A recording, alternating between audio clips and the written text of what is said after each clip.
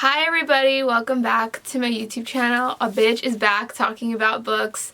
It's been a long ass time since I've really uploaded on YouTube, but honestly, the reason for that is just because I've just been in a huge reading slump. Like, I could not really pick up books, and like, I don't know, like the books that I was reading were just like not that good, or they weren't captivating me, they weren't really interesting to me, and I just never finished it. And I'm so sorry to say, because I have read a couple of the comments that were on my other videos. The book that kind of put me in the slump was the second book to the Inheritance Games. It's the Hawthorne Legacy. Like, I don't know what it is about that book. Maybe I'm just not fully invested in the characters. I think I'm a very character-driven reader. I just could not. I read up to 100 pages and I'm just like, do I really care about this mystery? Like, am I really invested? And it just felt so repetitive, going in circles, and nothing hooked me, and I just could not pick it up after that. I renewed it from the library 3 times and I'm still on page 100 something. Like, I just cannot finish it. But yeah, that is why it's been so long since I really posted a YouTube video. Also, I've just been really busy. And also, I've just been watching a lot of anime. Like, I'm watching AOT right now and I'm obsessed with it. My friends, they told me that the season finale was gonna be on Sunday, which is the day that I'm filming. Oh wait. Oh my god, Sunday was yesterday. I'm filming on Monday, and I'm probably gonna upload today, but anyways, they said that the series finale was gonna be today, and they fucking lied to me. They didn't lie to me on purpose, but they're actually gonna have a part 3 of season 4 of AOT, so I have to wait a whole another year until 2023 for that to come out. So my ass has been like binge watching Attack on Titan for the last like week, trying to catch up so that we could all see it together, and then a bitch finds out that I gotta wait another year anyways. I'm still like 3 or 4 more episodes until then, so don't spoil anything for me, but it is getting fucking crazy. Like, that shit is getting really crazy. Anyways, that's besides the point. Today, the book that we're gonna be talking about is Hook, Line, and Sinker by Tessa Bailey. I absolutely love this book. I devoured it.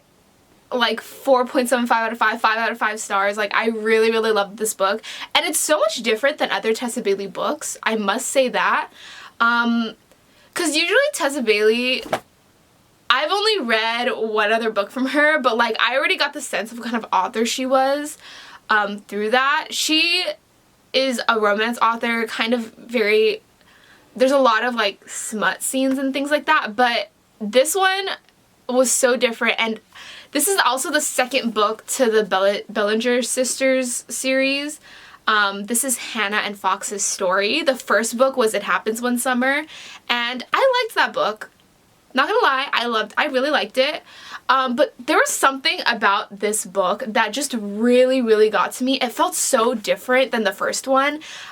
This one has so much more angst, a lot less smut, and I just felt like the connection between the two main characters were just so, was there so much more. Like, they really developed the friendship between the love interests, and the ending, because of that, the ending had such great payoff. It was the best happily ever after that you could ever imagine. Like, this book gave me butterflies, and I was crying throughout half of this entire book. Like, I was in tears because of like the feels of like what these characters made me feel, and I was just like, oh my god, blah blah blah. So this book follows Fox and Hannah. So Hannah is Piper, if you've read the first one, Piper's sister from the first book, It Happens One Summer, and she is a music lover, and she develops this friendship with this like playboy fisherman, Fox, and Fox is Brendan from the first book's best friend. So it's kind of like the sisters are getting with the best friends. It's kind of like how it is within the series. And Hannah and Fox in the first book, it's a prologue to their friendship, to Fox and Hannah's friendship, and then after the events of the first book, for the next 7 months, Fox and Hannah have been texting each other every single day, basically, and is like, oh, like, let's be friends, and they become genuine friends. And for Fox, who's like this player, and like, I guess a womanizer, and never really had female friends. Like, he doesn't have female friends. Like, this is the first time that this has happened for him. I just feel like this book was so good. It's a friends to lovers. It's close proximity, because after the 7 months that Fox and Hannah have been just texting each other, they haven't seen each other for 7 months. Hannah's movie, because she's a production assistant in Hollywood, and she lives in LA. And Fox lives close by Seattle, but he lives in Westport, which is like the fishing town, the small fishing town from the first book. You'll get it. After the 7 months that they've been texting, they haven't seen each other in person, and Hannah convinces her director to move the production to Westport so that Hannah can go see her sister and also basically see Fox in person. And so this is kind of a close proximity book, because Hannah ends up, when she goes to Westport for her job for the movie, she rooms with Fox. And then because of that, their relationship kind of develops. And all at the same time, Hannah also has a crush on the director of the movie, and he's kind of one of the obstacles that the main couple have to go through. But anyways, I really liked this book. It was so much more in the characters' heads and super angsty than the first one, and that other Tessa Bailey books feel like. For example, the first book really felt kind of surface level in a way. Like, I didn't really understand the reason why Brendan and Piper really loved each other, besides the fact that they were just both hot. You know what I mean? Like, Piper was hot as hell, and Brendan was, like, hot as hell, and so they liked each other because of that, and then they were also just, like, nice to each other. But also, Piper had a personality. That's the thing about it. Piper was a badass bitch, and we loved her for that. But in this book, that is one thing I will say. I feel like the whole book tries to give this essence that Hannah has always been the side character, the supporting character in everybody else's lives. And it's really ironic to say, but in this book, she also felt like that. She felt like the supporting character to her own book, and this really felt like Fox's book. Like, this, the huge conflict of the book was about Fox. The whole inner turmoil stuff was all about Fox, and Hannah, honestly, that's the one downside I will give this book, is that she kind of felt a little bit bland as a character. Like, I loved her. Don't get me wrong, I loved her, but her only personality trait in this whole book is that she likes music. And not gonna lie, people like that in real life. Maybe it's because I personally am not obsessed with music, but that cannot be your only personality trait. Like, she has this whole thing where in every single scenario in her life, she has a talent to be able to put, like, background music and a song fitting every single scenario, you know? I was just like, okay, but other than that, like, what's your personality like, hun? Like, I just didn't really understand her personality that much, besides her loving music. And then after a while, it kind of got annoying. And also the music choices that they put in this book were so on the nose. Like, they were a little too on the nose. And I understand that maybe it's because it's a book, because you can't really hear the music. There's this one scene, right, where Fox and Hannah kiss, and then he was like, oh, like, what music would you put behind this situation, right? Fox asked Hannah, and Hannah goes, oh, Only One Kiss. Like, the song was called Only One Kiss. I was like, that is so on the nose. It's, like, a little too obvious. I don't know. I feel like things like that, where it's a little too on the nose, if you ever watch movies and stuff, if you like movies and things like that, like, that's what Suicide Squad was, right? Like, when things are a little too on the nose, like, is it really a talent of yours, or are you just, like, just picking the obvious choice? Like, it's not really... Anyways, that is besides the point. I just went on a little rant about that. I love how this book was super, super, super character driven, and most of the book, if you really think about it, a lot doesn't happen. A lot doesn't happen in this book. This book goes by really, really slowly, so be prepared for that. It's all in the characters' heads, and it's all the characters going through this, like, inner turmoil. It's obviously kind of annoying, a little bit of the will they, won't they, which they obviously will, right? But Fox's, like, inner turmoil, because this really is his book, felt a little bit repetitive, but I understood that because it was a character flaw that he had. It did kind of feel like it was dragging on a little bit too long, but I don't know, either way I still ate it up. Like, even though it was dragging on a little bit, I was crying my eyes out, literally like in tears for no reason at all. Like, it just gave me butterflies. I was like, Fox, like, because Fox has this thing where he feels like, and I love that they talk about this in the book too, about toxic masculinity, about how everybody around him gave Fox, ever since he was a kid, gave Fox this mentality that, oh, he's this very, very attractive guy, he's gonna be a heartbreaker, he's gonna be a womanizer, like, all he's good for is just sex, you know, like, no one will really like him for his personality and for who he is as a person. And so because of that, when he had a college girlfriend, there's this whole backstory, he had a college girlfriend, the whole time she didn't really love Fox, and Fox was really invested in him. It broke his heart, and so now for the future, he kind of played into this idea that everybody around him was giving him, that, oh, he is only like a one-night type of person, that he will never do relationships because he doesn't want to, first off, he doesn't want to have that hope that maybe there's a chance that that person's gonna like him, and he feels that hope with Hannah, but also because he just feels like that's all he's good for. Like, he's not good enough as a person, and his personality isn't good enough to hold on to somebody, and he's not good enough to have responsibility as like a boating captain. Like, he's basically insecure. Like, that's his whole thing, is that he's insecure, and Hannah is there for him through it all. And she is like, that is what I will give her, is that she really like sticks by his side. She can fucking read his mind, basically. And that is what I will say, is that these characters really do a lot for each other. The whole thing about romance is like, you have to really understand why these characters love each other. Like, why does Fox love Hannah? You know for a fact why this is the love of his life. She has been there for Fox through it all, and like has really stuck by his side and has shown him and helped him like see that he is enough. Like, his personality is enough, and that he is not only just good for sex. Like, he is good because he is good. You know what I mean? Wow, that really got deep there. But anyways, and that's why I do really like that this book was angsty. Like, I know it was a little slow. There wasn't as much smut in it. There wasn't a lot of like those intimate scenes that Tessa Bailey's known for, because the first book was full of them.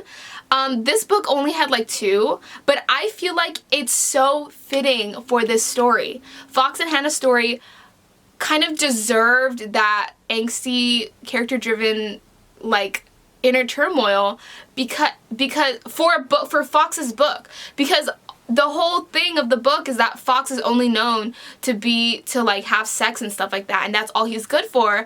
His book needs to exemplify and show that he is more than that, and that it's not about sex. It's about more. And I love that they didn't have a lot of sex in this book at all. It just, like, I don't know, it amplifies the book so much to me, and I just really liked it. And the ending, the epilogue, oh my god, I loved. This was just really the icing on the cake. Like, I felt so giddy reading. It was so cheesy.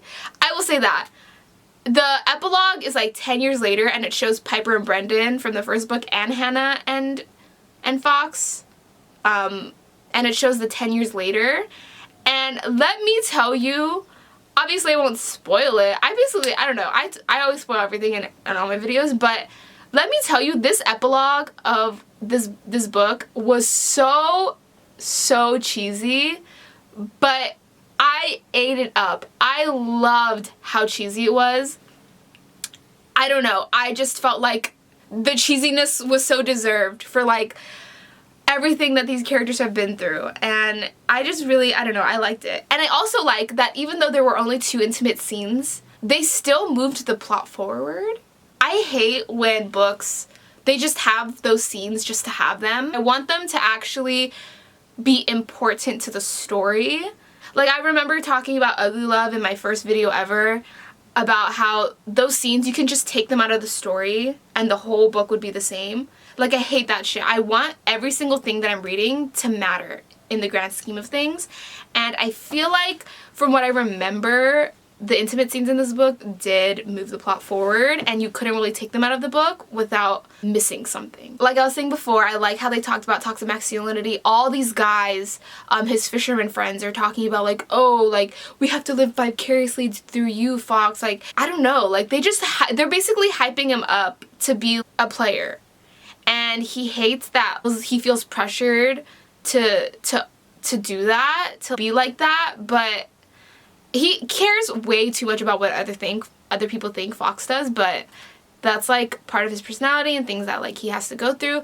And okay, let's talk about the third act conflict, okay? Because the third act conflict, especially as a romance reader, we all hate third act conflicts, right? Like I hate a third act conflict with my whole being, but this third act conflict, even though it was very obvious and like so annoying, like, oh, they break up, blah, blah, blah, like, because of their like inner insecurity, like, they don't want to third act conflict, annoying, but we're used to it, right?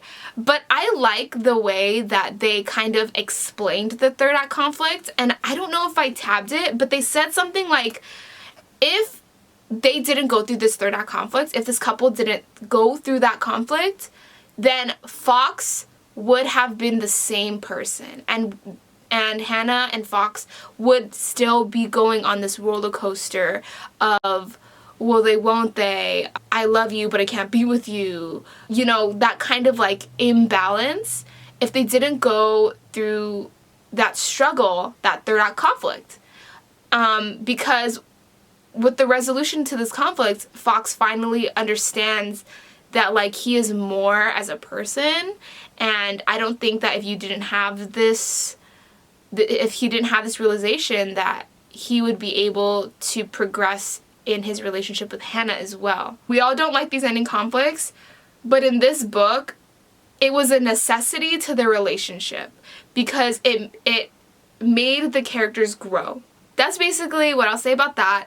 I feel like this book is what Ugly Love tried to be, because if you really think about it, Hannah is kind of the Tate of this scenario, and Fox is the Miles of this scenario. Like, Fox has gone through some sort of trauma-ass crap, aka like Miles did, and Hannah basically just sits there and supports him and is with him through it, just aka like Tate. Like, Tate has just been there with him through it all, but like the difference between Ugly Love and Hook, Line, and Sinker is that, first of all, these characters actually show that they have a connection, they actually show that they care to each other, and the scenes that they have with each other as friends, as like outside of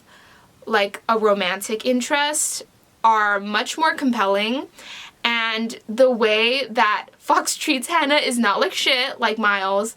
And also it doesn't show Hannah as a doormat, just like Tate was in Ugly Love. In Ugly Love, Tate was very much, I'm just gonna be here, and I'm basically let him hurt me, and then that's that.